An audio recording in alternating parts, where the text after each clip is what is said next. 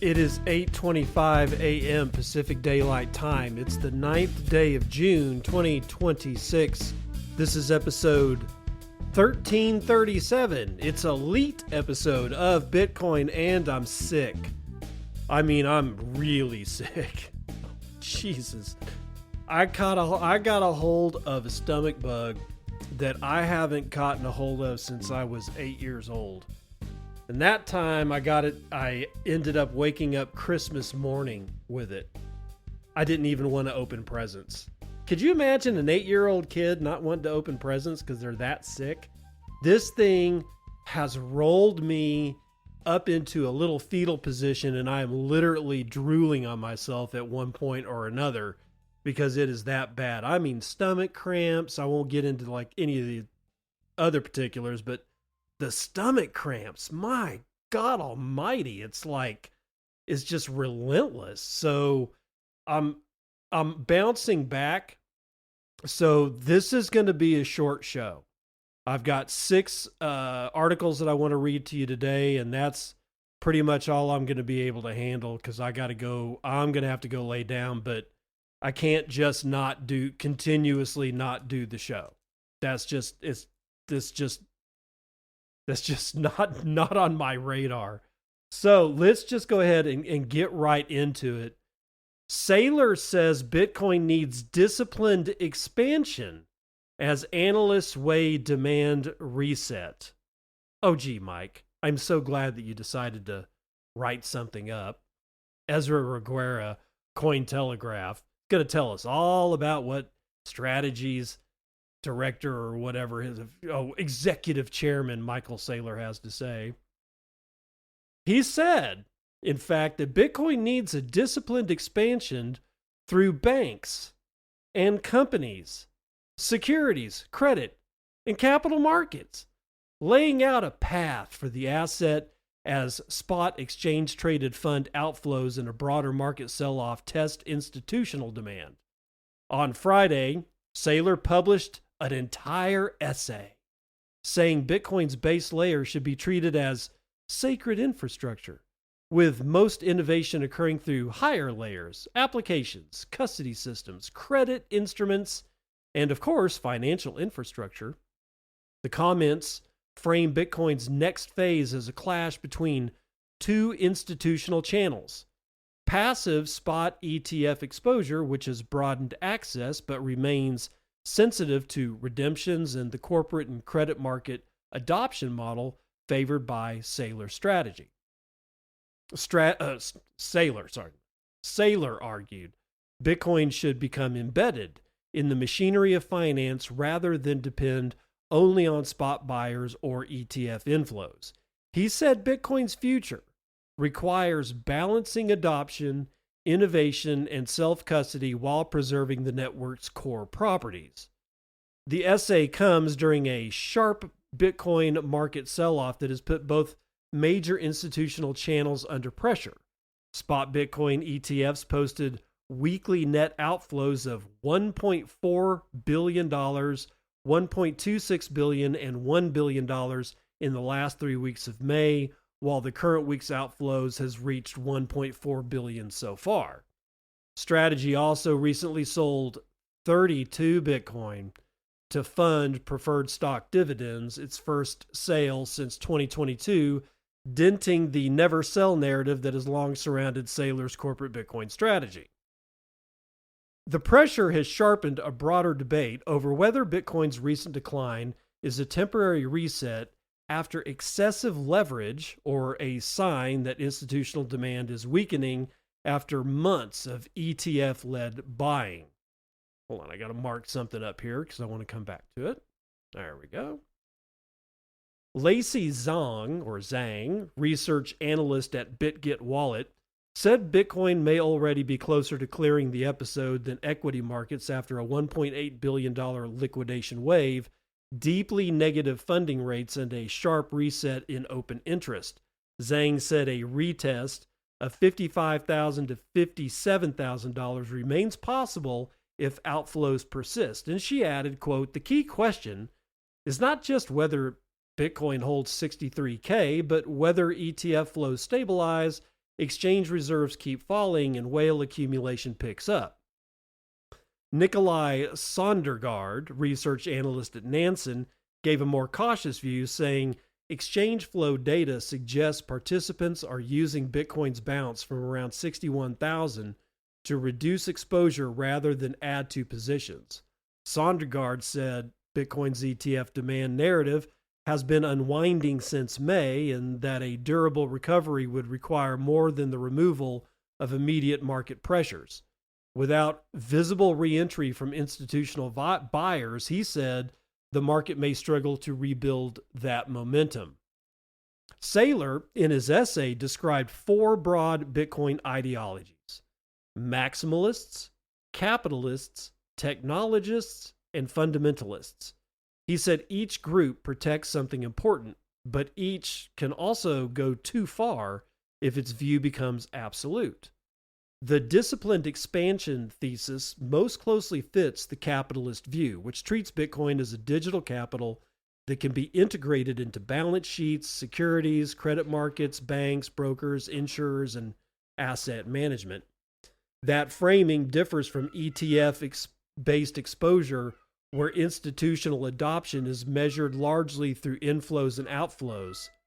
Saylor's preferred channel points to a more embedded model where Bitcoin is used in corporate treasuries, collateral structures, and capital markets rather than held only through spot investment products. Okay, there's not as much as I wanted there to be about Saylor's essay, but I don't want to read Saylor's essay because honestly, he's not the best writer in the world. He's just not. I read through a few paragraphs of Saylor's essay, and I was just like, no, we're not going to get this deep down that rabbit hole, because honestly, I don't know what Saylor's doing at this point. I really don't. You know, like I've got this thing highlighted up here. Strategy also recently sold 32 Bitcoin to fund preferred stock dividends. Okay, well, it ended up being $2.8 million in cash. He's not funding, I don't know why he said this. That's a drop in the bucket compared to what he's going to have to outlay for these dividends. And I think it just speaks to the broader narrative that you can put a bridle, and I'm talking about like a horse bridle. You know, you can tack a horse with saddle and bridle just by financializing it, because that's what you're doing to a wild animal. When you put a saddle on it, you put a bridle on it, and you break that feral animal in, then it basically becomes a utility. And once something becomes a utility, it's now come in line. And I know that the arguments from Bitcoin maximalists, which I count myself as one, is that, well, we've gone and shot ourselves in the foot, except for one thing. There's one thing here that's at the base of all of this. Nothing has changed with Bitcoin itself. And that's the real fundamental issue here. Bitcoin is inflation proof, but it is not market volatility proof. Nobody can ever create more Bitcoin, real Bitcoin, than is slated to be produced. 21 million, that's it. That doesn't change. Now, there will be forks, and people will do weird shit because they always have, and all those forks have basically gone away. But at the very base argument here, nothing has changed with Bitcoin. The perception of Bitcoin has been kind of, and I don't want to say, I don't say this lightly, and I also don't think it's permanent. The perception in the wider markets of Bitcoin is something that it's not. And people like Michael Saylor have been at the forefront of causing that action to occur. This talk of, oh, it's got to be adopted through credit markets and instrumentation and financial this and capitalist that, and I don't know, socialism this. I mean, I'm not going after capitalism. It's like the minute you start trying to color the reality of Bitcoin with these different synthetic bullshit actions is when we get into problems. Now, let's say that not a single maximalist, which many of us weren't, were let's go with influencers. Let's go with the social media influencers. And we're talking like people that are not maximalists but have massive reach, right? Of which I am not. Because I don't say shit that pisses people off, or at least, well, not all the time, but apparently that's the way you get your following, is that you make people angry. You rage bait and you get into that situation where you're just constantly negative, and that's what apparently gets you followers. And I can't bring myself to do that because I'm not like that. I don't want to do that. It just doesn't make any sense to me. But if these people had not been, we need the ETFs. I was like, okay, I don't mind the ETFs. I have never said you should go buy them. You know, and it's like in this the corporate strategy stuff. I kind of liked it, but it's kind of gotten out of hand. It's really gotten out of hand.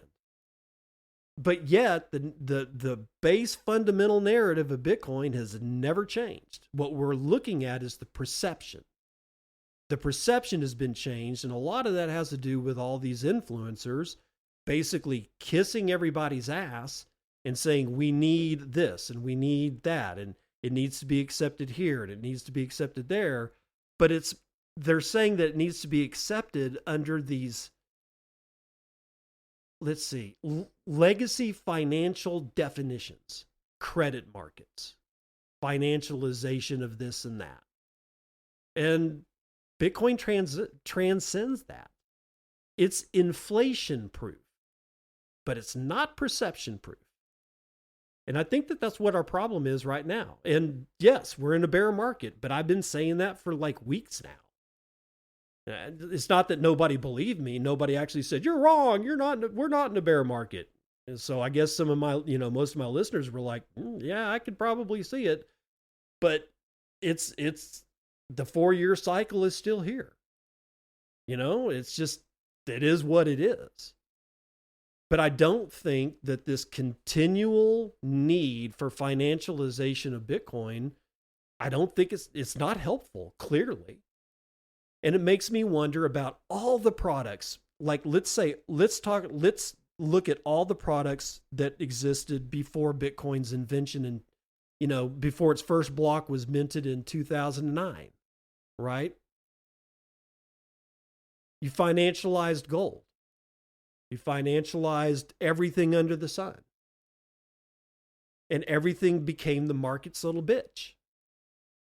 This is, there are, many maximalists out there that are calling for getting back to some kind of first principles because we've lost our way.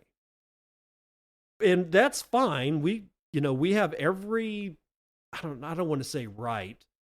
I think what I'm trying to say is that we can be human about our perception of things, and we can be human in allowing our perceptions of things to change. But every once in a while, you kind of need a reset. It's inevitable that pressures build up and then shit blows off. And this is not my first blow off top. I wish, do I wish it wouldn't have happened? Fuck yes. I wish it wouldn't have happened.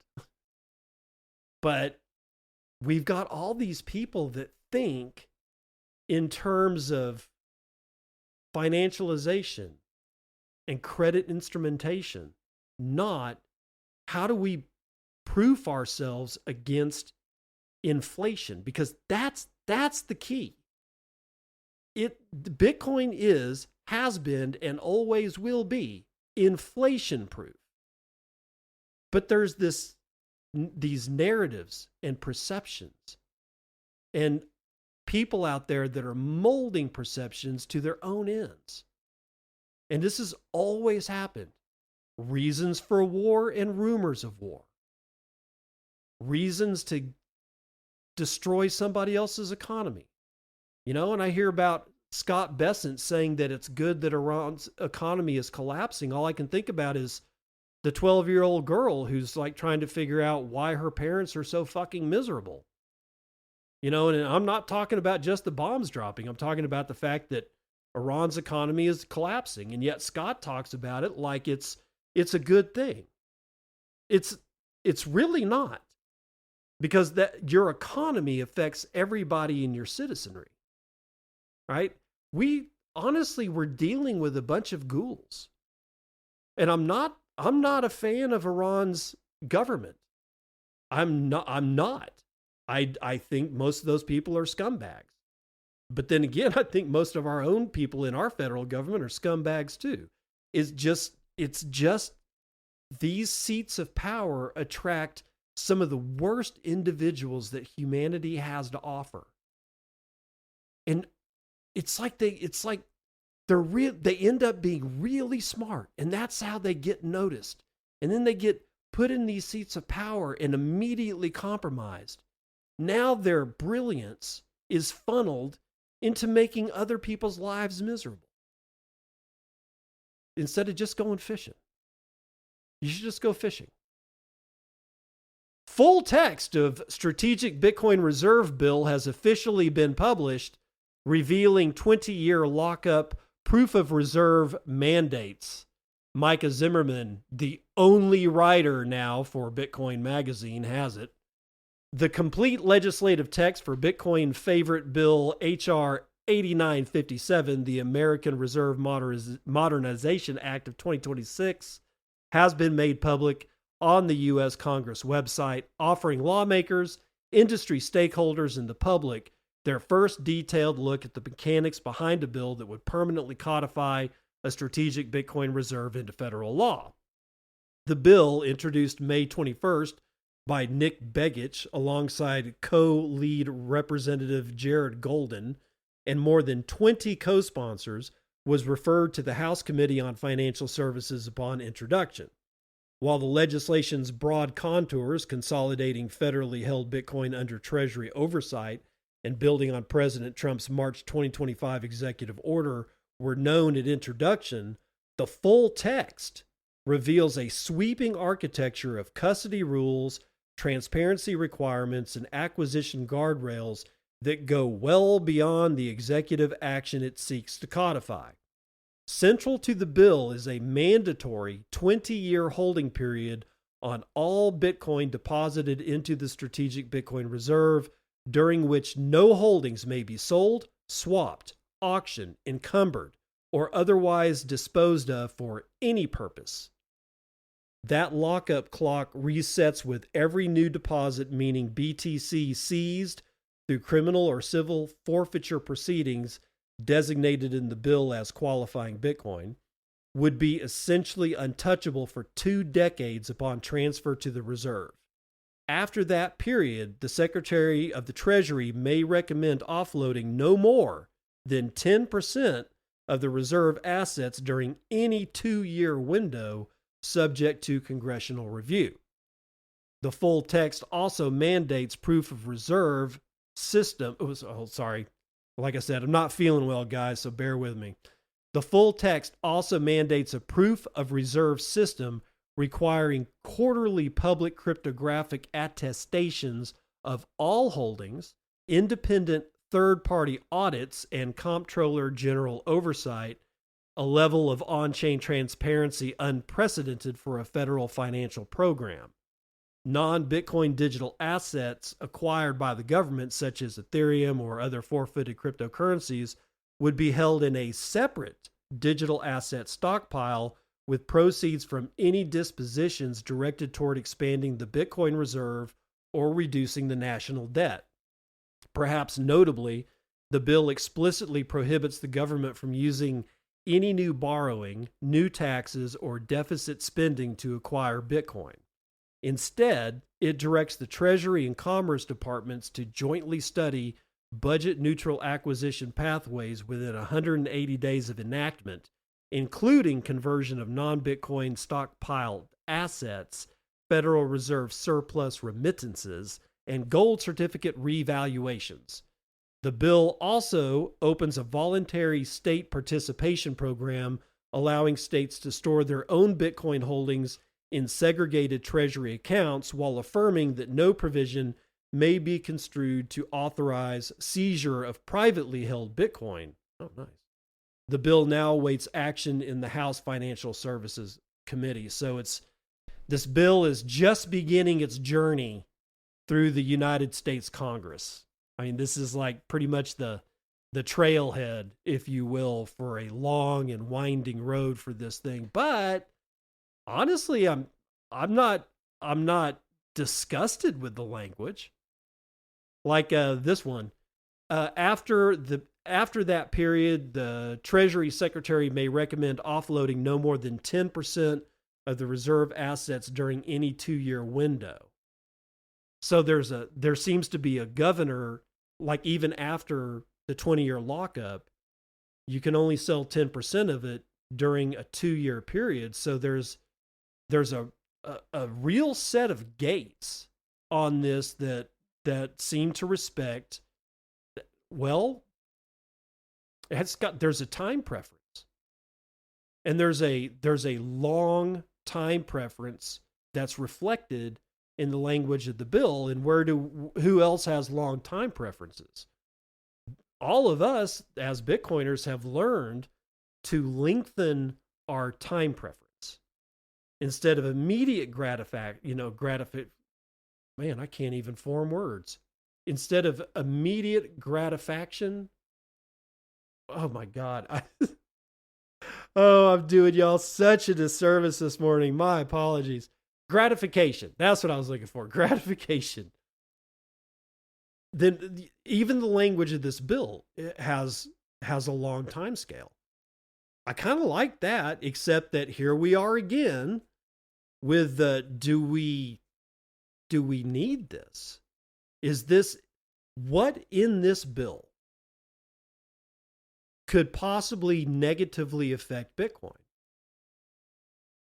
And I mean, like everything about Bitcoin: adoption, price relative to the United States dollar, everything about Bitcoin. Is there anything in here that is a gotcha? Because as we see with the ETFs, we thought it was a great idea, man. People are going to get exposure to Bitcoin. Yeah, well, it seems to be a lot easier to sell iBit than crack and open your hardware wallet and selling it directly on the open market. It's just at this point I'm skeptical of everything, which is okay.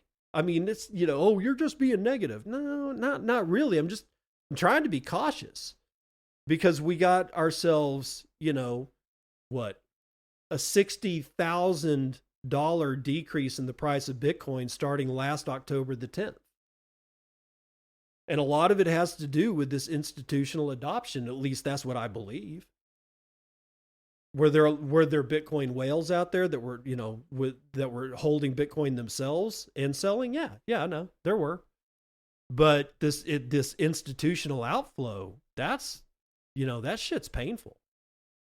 So again, I'm skeptical. I mean, there's a lot of stuff, there's a lot of language in this bill. I like the way it's worded. I don't trust these people. I think Cynthia Lummis, I trust her, but she's operating inside of an environment that seems to seek out brilliant people and then turn them into a utility, which means that they don't have any self-directed abilities, that they're funneled into whatever it is the federal government wants to do, and take that brilliance and focus it like a laser beam. And the person that's supplying the energy for that laser beam has no idea where they're pointed. That laser beam could be like drilling a hole inside of an infant's head. This is evil. This is an evil action. And yet the brilliant people that are behind the power of the laser beam have no idea where the fuck they're directed. Because the amount of subterfuge in politics and governments around the world is such that they just destroy everything. It's like a reverse Midas touch. Remember the story of King Midas? Everything he touched turned to gold, and he thought it was great. You know, oh man, I got all the gold, but he realized that he could never touch his daughter until he did, and turned her to gold. If I remember the story correctly. But think about it like a reverse Midas, where everything he touches turns to shit. That's your government. That's the government of Iran. That's the government of Iraq, of Pakistan, of China, of India, of Australia, of Canada, of Brazil and Mexico. And I don't know, there's like 180 countries in the world. All of them do this. They are all anti-Midas touch. Everything they touch turns to shit. Even the stuff they don't want turning to shit turns to shit. It's unacceptable. It's unfucking acceptable the way that we accept all this. Before I get into trouble, I'm going to do this third one and then we'll hit the numbers. Iran accepts Bitcoin Lightning payments for Hormuz Strait transit fees. This is out of Bitcoin News, and I'm reluctant to read it because I'm pretty sure it's going to be written solely by AI, but this was what I came up with, because if they are really accepting Bitcoin Lightning payments, that is a major shift in architecture.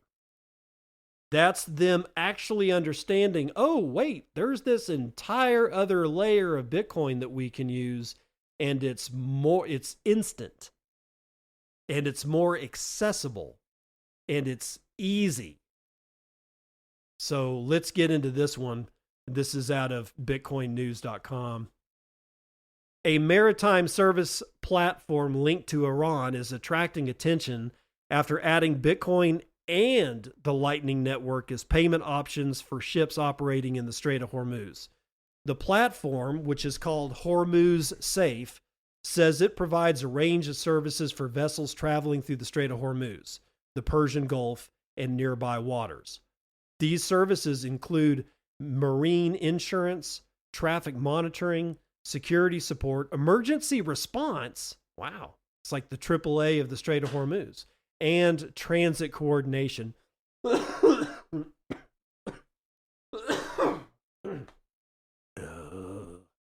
Strait of Hormuz is one of the world's most important shipping routes.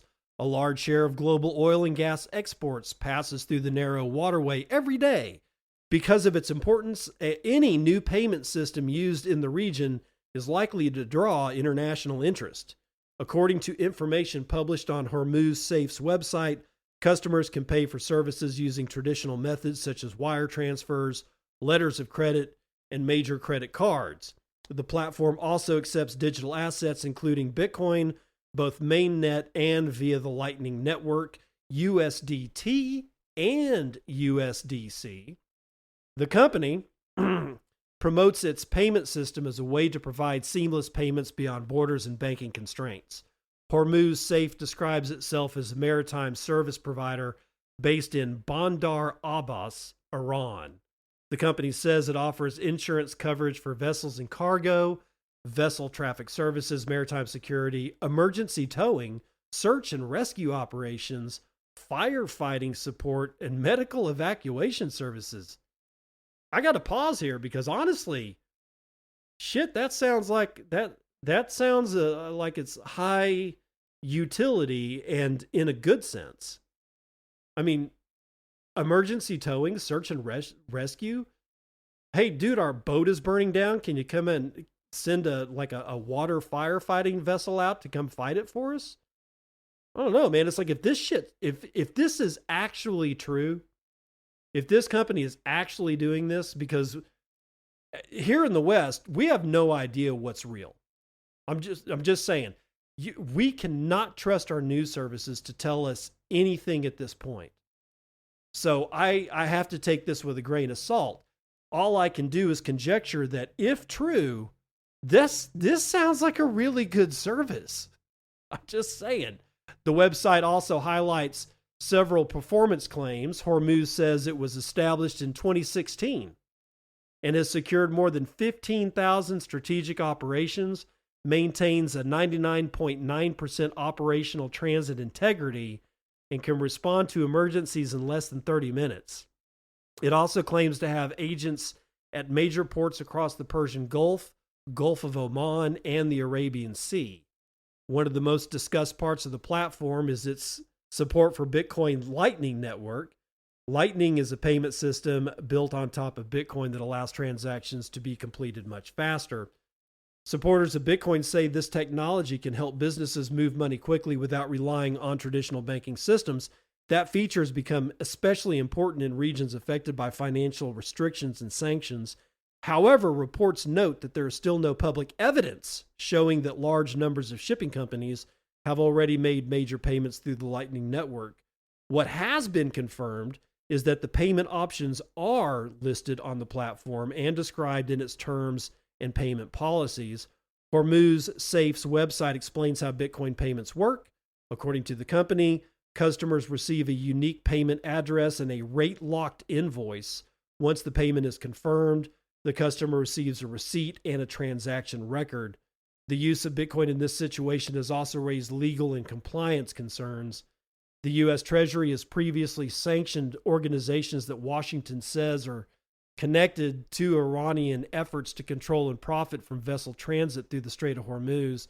U.S. officials have warned that companies involved in certain Hormuz-related payment arrangements could face sanctions risk. Oh my God. According to those warnings, the legal risks do not disappear simply because a payment is made with Bitcoin instead of through a bank. Authorities say transactions may still be traced through invoices, brokers, exchanges, insurers, and other businesses involved in the payment process. The interesting aspect is that the company continues to offer traditional payment methods such as credit cards, SWIFT transfers, and bank wire transfers despite its links to Iran, which remains subject to extensive U.S. sanctions. Another listed payment option is stablecoins, including Tether and USDC.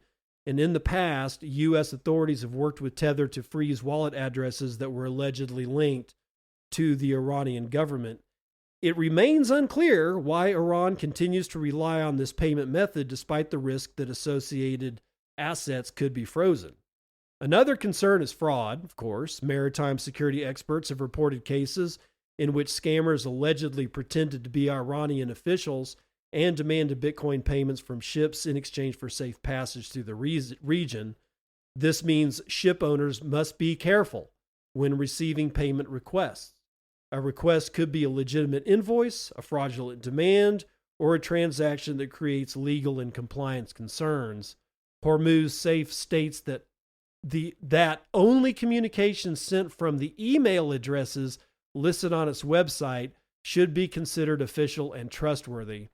You see, I go back and forth on this Hormuz Safe thing. They're saying that Hormuz Safe was created in 2016. 2016, and more than 15,000 strategic operations, maintains 99.9% operational transit integrity, and can respond to emergencies in less than 30 minutes.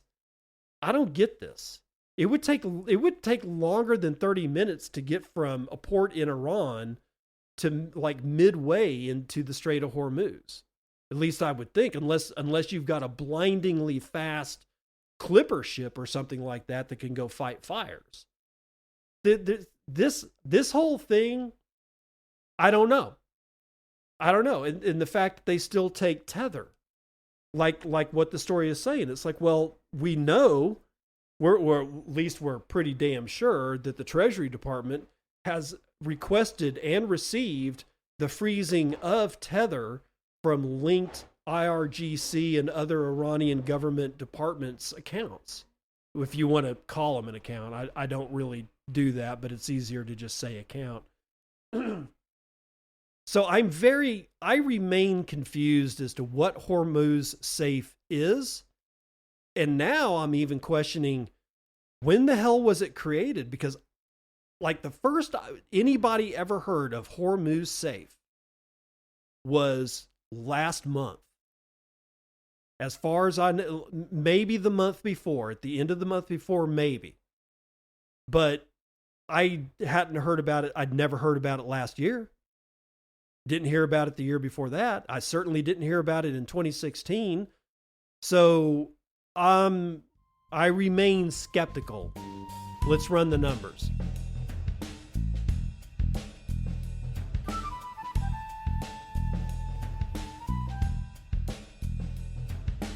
CNBC futures and commodities. These markets are overblown. That's all I'm going to say here. Brent North Sea is down 3.89% to 90.54 a barrel. West Texas Intermediate down 4.5 to 87 and 2 dimes. Natural gas, acting as a slight hedge today, is up 1/3 of a point. Gasoline is down 2.5 to just under $3 a gallon. And Murban crude is down 4 1/3 to 87.92. Metals are mixed today. Palladium is up 1 2/3, but gold is down 1 1/4 to 43.07 and 7 dimes. Platinum is down 1.8%. Silver is down 4 1/4, but copper is up 1/3. Ag is mixed as well. Biggest loser today is not chocolate, but cotton, 2.22% to the downside. Biggest winner today is wheat, 1.03 to the upside. Live cattle is up 1/2, lean hogs down 1/2, and feeder cattle are up over 1/2.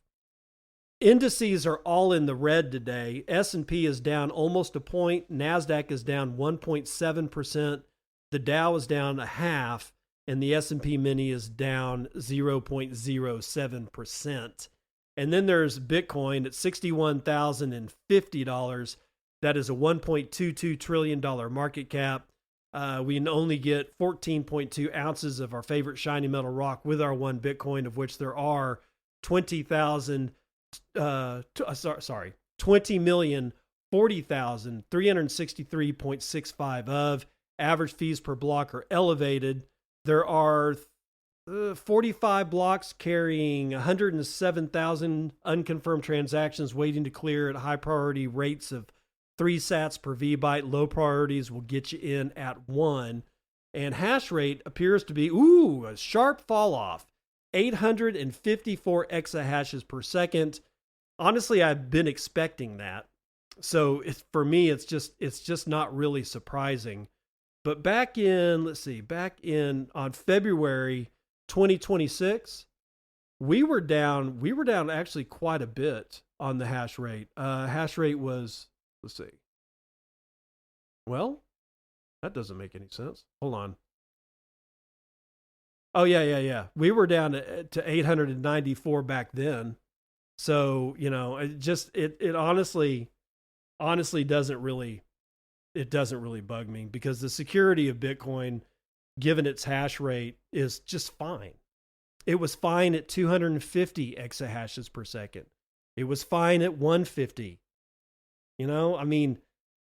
All this is a bunch of miners shutting off their machines because the price of Bitcoin has fallen.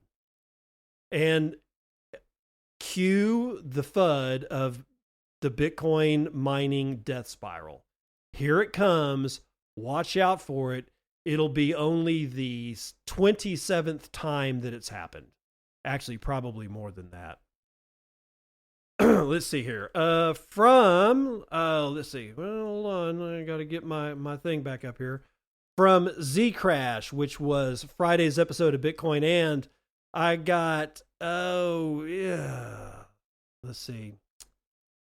I'm sorry, guys. Hold on for a sec. I'm toggling between 2 different tabs on my browser here to look at who has given me what. Let's see here. All right, from Zcrash, which was Friday's episode of Bitcoin And, I got Jay, who gave me 31,500 sats. That's one of the largest donations that I've ever gotten. Thank you, sir. I appreciate it.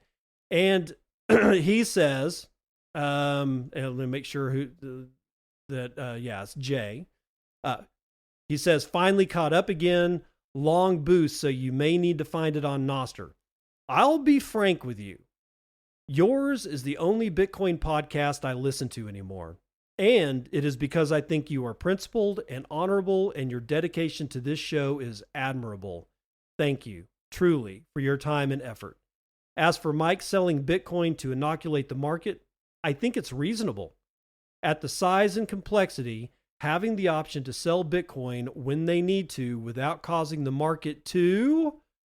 And Jay, I've looked on Nostr for your boost. I cannot find it. And even Helipad, which is a different way that I can look at who's boosting what, for some reason, even Helipad is truncating your message. I don't understand why, because Helipad is sort of a utility that I run on my Start 9 node, and it was designed by Adam Curry and his partner Dave Jones, the guys that do Podcast Index. I have no idea why even those guys are truncating messages, because they don't need to. I mean, Fountain I can understand because, I don't know, hosting and how much data that they're having to get, whatever. It still doesn't make any sense to me. And all I can say is thank you so much for your words. I really, really appreciate them, because it's, people like you that I do this show for, so that you don't have to dig through all the crap to find out some kind of signal as to what the hell's going on. I wish that I could read the rest of your message. I'll make another effort to find your note on Nostr.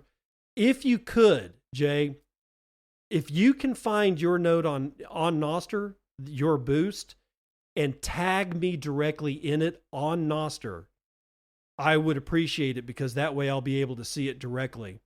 And let's see, there's a guy here who for whatever reason, I'm not getting their handle. With 2,100 sats, someone says, I welcome Bitcoin winters, prime time to buy cheap sats and cement a low time preference. I only want high after high when I need to take profits or use them as collateral. Otherwise, I just keep accumulating. Every sat matters. At allsatsmatter.com. That's allsatsmatter.com. I got 1,000 sats from C4OZ. There's no message. 808 sats I got from a Lightning invoice, and again, I'm not getting a handle, so I don't know who it is, says thanks. 500 sats from Satoshi Tico says, thank you, Nunya, for your daily show and for sharing the psalm. You're welcome. 4,200 sats from Dubrovko says, per Sunday, how is the ranch doing? Oh, I've already read this one. All right, so anyway, again, Jay, tag me in the note. If you can do that, I'd really appreciate it, because that will let me see it directly on Nostr. And I will reread your entire note tomorrow, I promise. That's the weather report.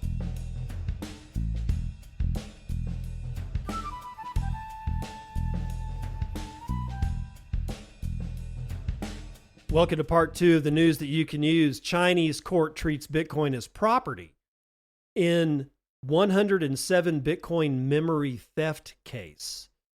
Not the greatest of headlines, but Cointelegraph's Christina Combin is going to tell us what this means. A court in the eastern Chinese city of Qingdao sentenced a man to 10 years and 9 months in prison for stealing 107 Bitcoin after memorizing most of a victim's 12-word wallet seed phrase. Oh, shit. The Laikang District People's Court sentenced the perpetrator, identified as Zhang, to prison and fined him 100,000 won. It's about $14,700. After finding that he took control of the victim's wallet and later cashed out more than $97,000, according to the case summary published by the Supreme People's Protectorate official WeChat account. Ooh, that's weird. Fang asked Zhang, what the hell is this? Fang asked Zhang, an acquaintance, who had previously helped with Bitcoin transactions, to assist in cashing out 117 Bitcoin in July of 2023. While Fang wrote down the wallet's 12-word recovery phrase during setup, Zhang memorized 11 of them and later reconstructed the final word to transfer 107 Bitcoin. China has imposed a series of cryptocurrency-related bans over the years, including on mining and trading. However, the prosecutors argued that Bitcoin meets the legal definition of property and can be the object of theft under criminal law. Ooh, that's an interesting development.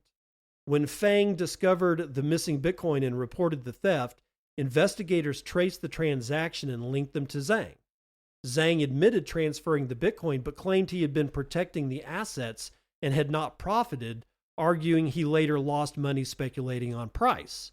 Prosecutors said electronic records showed Zhang converted the assets and realized more than $97,000 in proceeds. This number is wrong. What was the year? 2023? July 2023. I don't know. This number seems wrong, but whatever.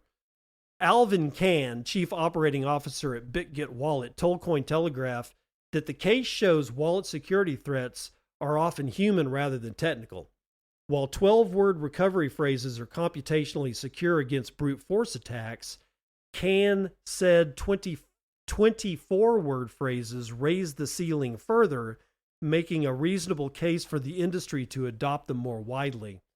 Can added that the incident also highlights the risks of sharing recovery phrases in trusted helper scenarios where social engineering can lead to wallet compromise. Most users avoid screenshots but rarely consider who is physically present during wallet setup, even though momentary exposure is still exposure. Yeah, that's true. I mean, you shouldn't have somebody hanging out with you, helping you set up your wallet, and then just trusting them with that information. But that's not the story. The story is that there's now legal precedent in China that says Bitcoin is property. That's the big one. If it wasn't a court case, and somebody was just arguing that Bitcoin is property and it was coming from a Chinese official, yeah, whatever, dude. But this is like a Chinese judge saying Bitcoin is property. There's going to be ramifications on that. As to exactly what, I don't know. But this reminds me of when the IRS, and I think this was back in, I want to say this was back in 2016, around I think 2016, the IRS said that Bitcoin was a commodity. And that was a big deal. That was a huge deal because at that point, the United States government was actually putting one of its labels on Bitcoin that essentially basically codified it as a financial asset. This is sort of the same thing, except it's in China, where they have really not liked Bitcoin for ever and ever and ever and ever and ever. We've seen multiple bans. We've seen multiple mining bans. We've seen bans on trading. We've seen bans on, I don't know if I've ever seen a ban on actually holding it, but it's like persona non grata in China, yet China is still one of the biggest mining hubs that there is. It'll be interesting to see what happens with this on it. Not the case, because the case has already been decided, but how the precedent of Bitcoin being property reverberates through the Chinese legal system. All right, on to this one. Coinbase executive. I'm not reading this for hopium. I promise you. I'm also not reading this to give you a hit of copium. It is what it is. Coinbase executive says massive institutions are buying Bitcoin's crash. Micah Zimmerman, again, because he's seems to be the only writer for Bitcoin Magazine now, is writing this one. Bitcoin fell below 60,000 for the first time since October 2024 on Monday, sinking as low as $59,099, a move that marks a decline of more than 50% from its all-time high near 126,000. But according to John D'Agostino, Coinbase's head of institutional strategy, the drop is being welcomed by the most sophisticated players in the market, pausing to say, I'm tired of the sophistication. I want just stupid plebs. You know, I want left side of the bell curve guys buying Bitcoin because they're tired of watching their money evaporate. Continuing, appearing on CNBC's Squawk Box Monday morning, D'Agostino said the institutional investors that he speaks with regularly are viewing the pullback as an opportunity to accumulate at a discount, not a reason to panic. Quote, I just got off a plane from the Middle East, and I can tell you that the family offices in the UAE and the government and sovereign funds that are putting the effort into buying this asset class are not unhappy at being able to buy it at a discount, end quote. His comments align with recent data showing sustained institutional buying through the downturn. Abu Dhabi's Mubadala Investment Company, a $330 billion sovereign wealth fund, reported holding 14.7 million shares of BlackRock's iShares Bitcoin Trust as of March 31st, 2026, a 16% increase quarter over quarter, marking 4 consecutive quarters of accumulation, even as Bitcoin declined roughly 40% from its all-time high. Yeah, but that's March. What did they do in April? Just saying. Despite Bitcoin's steep correction, D'Agostino pointed to a striking statistic as evidence of durable real conviction. Bitcoin ETFs still hold approximately $100 billion in exposure even after the price has dropped nearly 50% from its peak. The price has dropped almost 50% from its peak, and we've only seen about 15% drawdown in retail interest, D'Agostino said. Quote, so I think both retail and institutional are signaling that this is a long-term asset that you want to hold, end quote. When pressed to identify the drivers between Bitcoin's winter, D'Agostino largely agreed with a list offered by the Squawk Box host, which included risk-off sentiment pushing investors toward more liquid positions, interest rates remaining elevated, weakening the debasement trade thesis, regulatory clarity remaining in legislative limbo, and strategies Michael Saylor breaking his long-standing never sell pledge by offloading a portion of the company's Bitcoin holdings. Saylor's firm executed a sale of 32 Bitcoin. Yeah, we frickin' know, dude. D'Agostino also cited a 100-day war with Iran and the closure of the Strait of Hormuz as macro overhangs applying pressure to risk assets globally, while noting that crude oil has remained surprisingly subdued below $100 a barrel, a reminder that volatility in complex macro environments doesn't also always follow intuition. Okay, I got to pause and say something about this. It's not a reminder that volatility in complex macro environments doesn't always follow intuition, because you're not including demand destruction. At the high prices at over $100 a barrel, people were just not buying oil. However it is that they were going to survive by not buying oil, they figured it was cheaper to do that than to buy oil at over $100 a barrel. Therefore, the demand decreases. You get demand destruction. The price is going to follow because the rule of the game is supply and demand. If supply is high and demand is low, the price of the object is low. If supply is low and demand is high, the price of the good in question is high. It's really that simple. It's like literally the basis of all economic theory, supply and demand, and it makes good sense. So for the people that are like, why isn't oil like over $100 again? Because there's not that many people buying it anymore. And a lot of the oil that is being burned today is being burned out of strategic reserves. And those reserves are going to have to be replenished. And what does that mean? Does that mean $100 oil? Does that mean $150 oil? No, it does not. In fact, I don't see the $100 oil coming back anytime soon. And if it does come back,